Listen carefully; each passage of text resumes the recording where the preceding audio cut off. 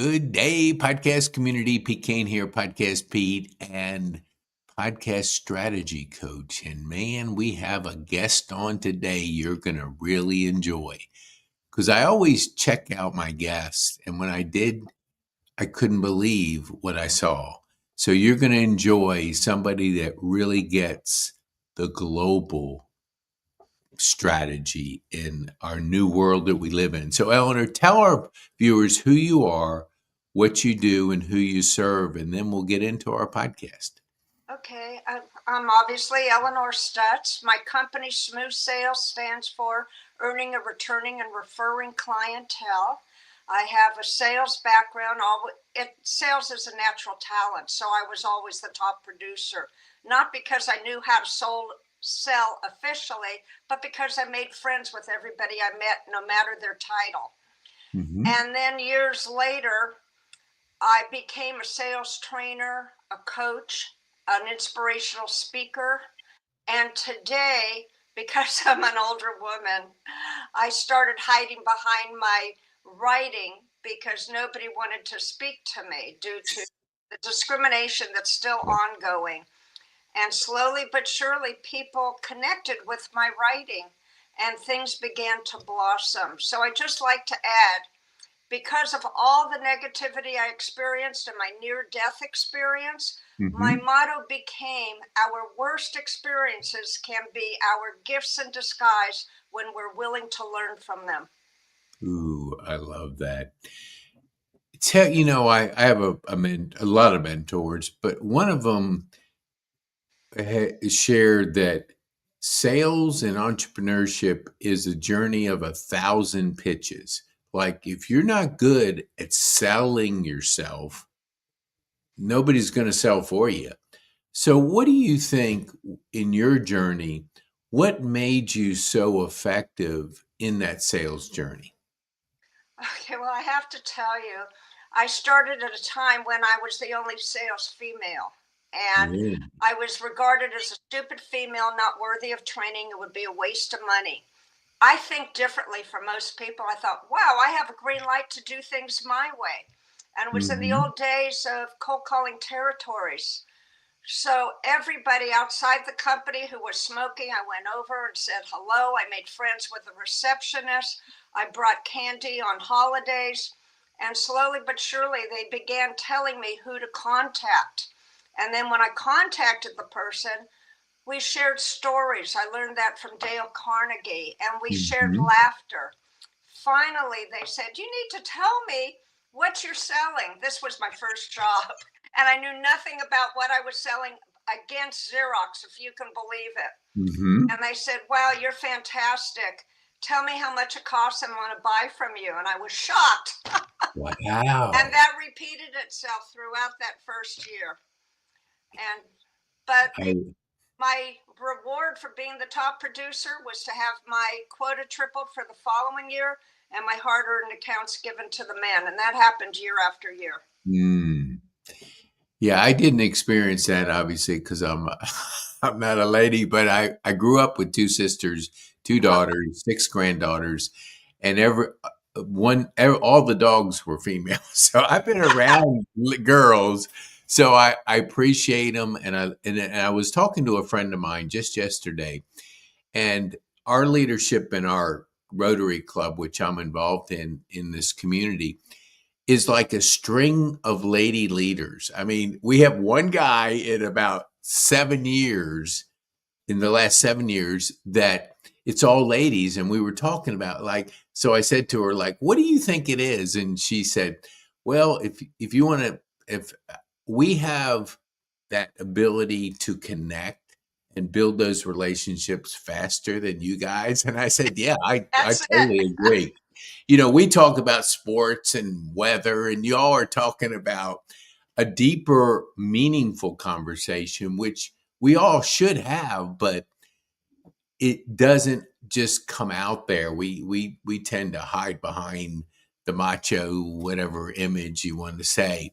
So tell me about what changed your mindset with your near-death experience that has helped you in your journey? Well, I'll tell you, it put me on a better path for life. Two visions came to me. One, I was supposed to become an international speaker, which I wholeheartedly agreed to. These were in two visions while I was on the gurney. And Hmm. then I saw a blink of a gold light, and a second vision appeared, and it showed my life report card. On the left hand side, I had high life marks regarding my family, but on the right hand side, it was completely blank, an embarrassment entitled community service. And in the Mm. moment, I promised to begin giving back to communities any way I might. So I saw another blink of a gold light. It's a very long story. It's remarkable what happened. I couldn't make any of it up. At any Hmm. rate, after I recovered, that never left my mind. Today, my community work is the Smooth Sale blog, helping people with their careers and businesses to move forward. And I can't do it all by myself. And over time, I found good collaborators who provide Hmm. content. And I shared the content that I admire on LinkedIn to help people move forward. And that made all the difference. Wow, I love that. What do you think? Like, let's for our viewers and for our community. I believe in just what you just shared, and it's good to know this early. When I was talking to my friend, and we talked about going through difficult times, and what she said is, you know what I found is when I served, when I took others and help them, I felt better. What do you think it is about serving that you've seen? I mean, that was her opinion. I agree with her. You're leaning into community, leaning into helping others. What can you share with our viewers what that has meant for your journey in your journey? Yeah, it's based upon my awful experiences. I was never accepted for most of my life, Hmm. and it made me stronger. And then I'll give you an example if that's okay. Yes, I We love to. moved from our hometown further north. I won't tell you where. And I was asked to introduce myself. I was actually already a very successful speaker and sales trainer for teams. Hmm. And when I got up on stage to announce I was a sales trainer, the jeers were beyond comprehension. And I quickly got Really? off the stage. Someone took me aside and said, to establish credibility, you must write a book. So I had nothing to lose. My phone wasn't ringing. All those awful corporate stories came to mind, and I put them into a manuscript one after another. That manuscript broke records. The first publishing house said yes. It was published within a few months. Time Hmm. magazine featured it. I was on ABC TV, and almost overnight it became an international bestseller. And my mission on that one was to teach people how to professionally speak up so that you don't hurt feelings or you're not fired on the spot, but you can Hmm. make a case that's valid. And I did so by sharing all those stories and how I handled them. The title of the book is Nice Girls Do Get the Sale, Relationship Building That Gets Results. And Mm. during COVID, it became evergreen among the classics. Ooh, that is so beautiful. I never expected that. And that's all from listening to those jeers and doing something about it. Hmm. Did you see any parallels in your journey from growing up as a young girl to what you were able to do now? Was there anything that shaped that mindset? Yes, on the same theme. I was branded as fat, stupid, and ugly. I was surrounded by bullies. I couldn't make a single friend at school. And Hmm. so my reflection in the mirror became my best friend at a very young age. And I'd weigh the pros and cons of everything that I heard to figure out the next best steps. I'd watch my facial expressions, my body language, hand gestures. I didn't even know that was sales training. I did it on my own. Hmm. And then I became an active goal setter by sixth grade. So it Hmm. was all preparation for what was to come in my career. So again, that goes with the saying, our worst experiences are our gifts in disguise. Yeah, that is. I love how you shared that, and I often will talk to people about goals, and they say this. I I don't want to be like stressful that I have to achieve these goals. What could you share? Because I believe in them. I look at them every day. I write them down. But I didn't always do that my whole life because I grew up dyslexic and ADD, and so I had a different mindset that I felt like the outsider. But share what goals since I mean at age 6, that's definitely a great thing. What has it done to help you get clear on where you wanted to go? Could you share with our community? Yeah, well, in the business environment, it helped me clarify all the goals I wanted to achieve. And I do it because I was getting a new job every year, a yearly goal, and then work backwards, monthly, daily, weekly, daily. And I keep track of everything. Of course, sometimes things change and you have to revise it. And the other part of it is do it, test it, revise it, and Hmm. reset the goals because nothing ever works out 100% the first time around. Yeah, you're so true about that. I always read successful people and just learn from them. And I remember what Jeff Bezos said. He rarely had more than 60% of what he needed to move forward. And it was always learning and growing and figuring it out. But so many of our perfectionists, they wait till they have pretty net 100% of whatever they're trying to do. So what do you do when you set that goal? I love how you say you always have to try things and adapt and change. Have you been doing that your whole life or was that an evolution of just learning? No, I have ever since I can remember. And I'll tell you Mhm. another interesting point to not being accepted Mhm. was that by age 16, I started international travel and I never stopped. I visited 75 countries to this date. Mm. And I just love travel. I wanted to see how other cultures adapt, how they treat their people, and what I could learn from all the varied experiences. What do you think? I have a real good friend, and says travel like this, chasing history.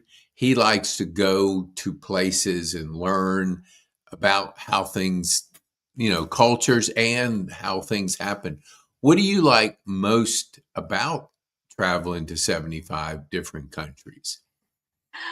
I just love looking at the architecture, speaking with some of the people, looking at the environment, the landscape, and sometimes going to a music event or a play, Mhm. how they handle life differently. Even when I'm at home, we move cross country where there's gorgeous growth compared to where I used to live. And Mhm. I just go out on the walking trails with my husband very often and sometimes by myself. Every time I'm out, I take photos of the natural landscape.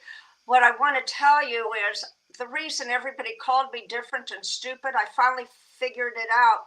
I read WebMD newsletter, and recently they posted that people who are left handed and green eyed think differently, and that we only represent 2% of the global population. Whoa. And I said, aha, I finally have my answer. Oh, that's good. Yeah, I'd heard like I have a lot of friends that are left-handed, and I heard they were 15% of the population, but I never heard the green eye part. So now So you it's really get 2%. down. So I got to look in people's eyes when they're left-handed. I'm going to try to identify those 2%. So what do you think for my people out there that I do relationship podcast on Thursday? That's my Rotary day. What would be the best what would be the best tip you could give about building those relationships?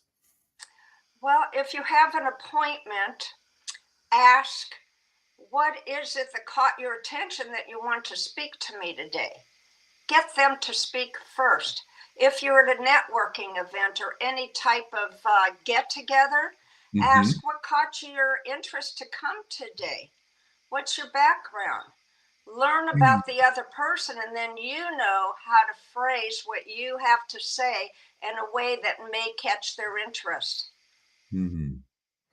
Ooh, I love that. Yeah, I love, I guess because academically I didn't do very well. I flunked English in high school, two failed attempts at Virginia Tech. So academics was never my thing. So I love people. And so I love the curiosity of learning from people. So it was just kind of a natural to ask questions like you just shared with our community. And I find that sometimes I'll run into people and they'll give me a big blank stare, like I feel awkward, but and I'm just saying, just ask a question, just whatever it is on your mind, just get me talking as opposed to just a blank stare. So what do you think when it comes to community? We all want to build community. We say we want to do. Your what would you want to share with our community about how you build community? Okay, well, I'll have to tell you where I started. I Mhm. would, because of all the meanness that I grew up with, I was Mhm. very secretive and highly competitive. Hmm. Um, but when social media was announced, a marketing person offered to have me in her group to teach how to use it. And she said, Mhm. but you have to change one thing. I said, what's that? You have to stop the nonsense of competitiveness and become collaborative. That was the scariest thing I ever heard. But I Mhm. admired her and I took her words and I never looked back. And so over time, I expanded that to the point where I'm very active on LinkedIn today, and I see articles that meet my expectations or align with my values and priorities. I Mhm. repost those. And Mm. the sharing is what made the difference. Wow. Yeah, that no, I totally agree with you. The collaboration mindset is definitely all boats rise, and if you look to help people and collaborate with people, it's just a wonderful way to approach things. What would you say? Because before we went on the air, I was sharing with you, I always look people up and I see, and you have a lot of good information out there. Talk to when did you decide that, was it an intentional thing that you wanted to put yourself more on a global stage? Because most people don't really think, they think local and they don't realize that the world changed and now you can do business all over the world. When did you intentionally start doing something that helped people get to know you more on a global view? I believe it was when my book was published and it was Mhm. translated into several languages. Mhm. And that was the differentiator for me. And I thought, wow, with social media, you've got the world at your hands, literally. And I started testing different sites over the Mhm. years to see which was the better audience. And for me, I've mentioned it twice now, I think LinkedIn is the one that works. Mm. And I've never looked back. In fact, I can't get over it with all the discrimination. I'm making friends with men from different parts of the world, and Mm. they're sharing my information. And of course, I reciprocate. One of the biggest factors, here's a hint of how to build your audience, is to reciprocate. Somebody likes your post, look at theirs and find one that you can like or share. Mm. That is so good. So I noticed you have a goal to get to 100 countries. What would you say has been your favorite of the first 75 that you visited and that you could share with us? The one that's my favorite also helped me get a job. It was in the very early years, my husband was with an airline and it didn't cost much to travel. So he said, let's Mhm, go the furthest points because we'll never be able to afford it otherwise. So we mhm. took I'm sorry, a photographer safari in Africa, Kenya, and Tanzania. So it Hmm. was out on the plains where we saw these gorgeous herds of animals running and the sunlight shining and their fur was shining. So a recruiter asked me, what animal would you be if you could be any? I said, oh, that's easy. It would be a giraffe because they run so gracefully, their fur is Mhm. beautiful, and people always say that salespeople go after the low hanging fruit. But if I were a giraffe, I could get the highest fruit of the tree. And she said, Ooh. on the spot, you're hired. Yay, I love that. Yeah, you do hear that. Go for the low-hanging fruit, but Mhm. hey, there's a reason. What do they say? The last mile we of our journey is has the least amount of traffic or something to that effect, meaning most people don't reach for the stars. They don't reach for the high things that because it's tough. Yeah. What would you say? When I take my grandkids to zoos, the giraffe is the most favorite of all that. They Oh, just love a giraffe because there's something really unique about just the way they carry themselves. I haven't seen a run fast. I mean, they run, but in the different zoos, what would you say of the 25? You're gonna get to that 100. I can anybody that sets goals from six is gonna get to that 100. What are you looking forward to next year as far as visiting a country you haven't visited? well, I have to admit, most of my visits, I've been to a few continents, but I've not been to Asia, and I would love to get there. That is so good. So what would you say, Eleanor, when it comes it's funny you said that LinkedIn was your favorite. My partner who he's on LinkedIn and he said he put a post out there as like he runs an AI agency, so he uses research is Chat GPT. His workspace is Google Workspace, and his relationship building is LinkedIn.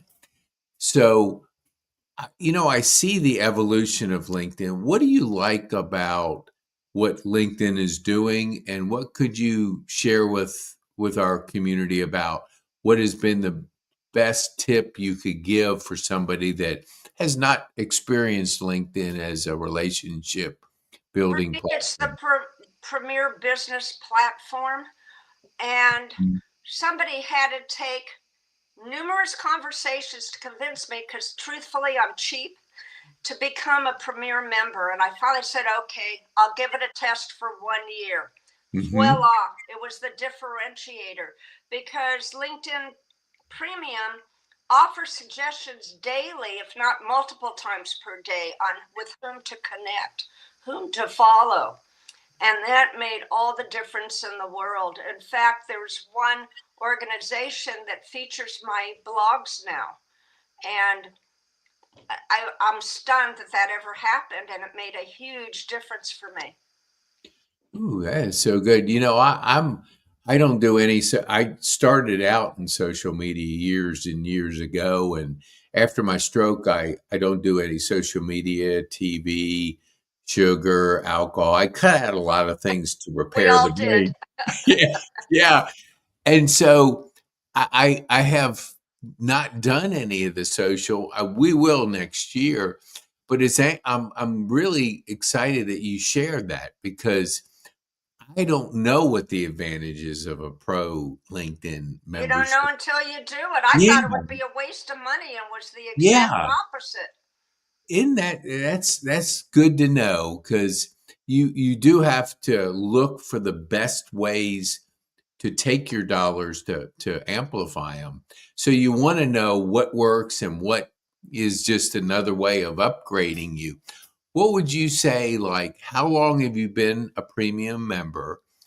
And was it immediate or did it take 4, 5, 6 months for you to kind of have that aha moment? Oh, I was on LinkedIn for a long time and people were trying to convince me. And I think I've been with it a couple of years. Mhm. And instantly I saw the difference. And Really? I apologize to those people for taking so long. That is so good. What do you think? We talked, I think, before. I don't remember if it was during the podcast, but I have two sisters, two daughters, and six granddaughters. So I'm around girls. Do you feel that over the last 5 years, things have changed? Because you always have that mechanics mindset. You go in, they see it's a woman, and they just throw, all kinds of stuff because they think you don't know what's under the hood and they take advantage. Do you feel that it's changed any in the last 4 or 5 years? I could you tell me, do you mean online or in person when you go Well, that is a good question. Maybe it's in person. Do you feel that we have changed in person, and then speak to online too? Because I think we have both worlds that we live in now. not so much in person. I'm still feeling discriminated. Yeah, And I'm yeah, very sensitive, so you'll have to ask somebody else. yeah, I'm in tune to it. But yeah. online, the whole world opened up. I cannot believe I'm connecting with everybody used to call me stupid, so I assumed I was. I'm connected with people who have PhDs in all parts of the world online. I never expected Mm. that. When you wrote that book, your book, what changed? After I wrote it, Mm-hmm. credibility started to build. Mm-hmm. And then I was asked to speak at varying conferences. Les Mm-hmm. Brown helped me deliver an inspirational keynote that always got standing ovations. Mm-hmm. Um, Slowly but surely, I was accepted more places, but not every place. Mm-hmm. As I had mentioned previously, moving cross country and being asked to go to conferences, people turned their backs on me because I'm an older woman. So Mm-hmm. that part did not change. However, online, hiding behind my writing, I became known globally. Hmm. Did you feel growing up, did you have that skill of writing, or was that developed over time? Everybody told me my writing was horrible, except Mhm. one teacher. I could never answer true or false because I was accustomed to weighing the pros and cons, and I told her the answers, the questions weren't satisfying because the pros and cons to every single one question for true and false. So she said, okay, do me a favor, just write essays. And she said she loved my writing. However, Hmm. when I wrote Nice Girls Do Get the Sale, my so called friends said it was a stupid book. I had no business writing it and that they were going to toss it away. Whoa. Those were my friends. Yeah. You get the idea, right? Yeah. Well, they always say that, like, our friends don't want us to get hurt, so they say things that the others don't wouldn't say. So you got to be careful with how you receive that information. What as we're at toward the end of this year, what are you most excited about next year? Oh, well, that company, it's BizCat 360, BizCatalyst 360. They Mm-hmm. feature my work. They're hosting a conference in Florida in February. There are a couple seats left. It's in Tampa. Mm-hmm. And I had to sign up as soon as it was announced to meet the people who treated me so royally. I Mm-hmm. still cannot get over it. And I just have to meet them in person and thank them. Wow. That is so good. So when I always say find out what you love to do and you'll never work again. But when you're not doing what you do to build your business, what do you like to do to have fun? Well, we're in an over 55 community. I'm giving it away. And we met some really nice, interesting people. And there are a lot Mhm. of community activities. So we do a lot of that. We Mhm. obviously go out to dinner occasionally with some of our friends, and we play a lot of games. And Hmm. that's fun. And I do Sudoku. My husband introduced me to it. I love the tough puzzles. Yes. So what's your favorite game that you like to play? Um, well, the one that's most popular is Mexican Train. Yeah. I Yeah. I used to do a lot. Oh, I'm sorry, but my favorite. You asked the favorite. Do it online now. Hearts. Have you ever played that card game? I've played the card game. Yes. Oh I yeah. love it. It gets you to thinking and it challenges me. And TV truthfully puts me to sleep. So Yeah. after two shows, I say to my husband, I've got to play Hearts to wake up. Yeah. Yeah. No, I learned at Shepherd how to play Kings in a Corner, and I play it with my grandkids. And Nice. it's fast pace, but it does get you to think a little bit because you have to just there's the way nature of it. And I think you're right when we can think, because today I like to share, like, we have consumption and we have creating, and we're pulled in that consumption model by comparing, like, TikTok videos and TV, where you're just consuming media. I think we're born to create. So whatever you're doing, creating a game, creating a book, creating content, creating whatever, is like it energizes it. What energizes you the most when you're creating? Is there activities you love to do? Is it blogging or is it something else? Yeah, it's blogging, but when I'm blank for a new idea, I go outside and look at nature. And Hmm. we're in an area, I love deer. I think they're gorgeous. I always snap photos of them. Mhm. Beautiful tortoises. I mean, it's an area like which I've never been in before. And Mhm. even the trees, they're different colors in the spring and fall. That opens up my mind and Mm. ideas come to me and then I start writing again. Yeah, I love it. I go out on the porch when it's not too cold, and I write in my journal, and it just kind of gets those thoughts going and just the creativity. Do you do journaling any, or has that been part of your writing habit? No, when ideas come to me, I'll write them down because I'll forget. Mhm.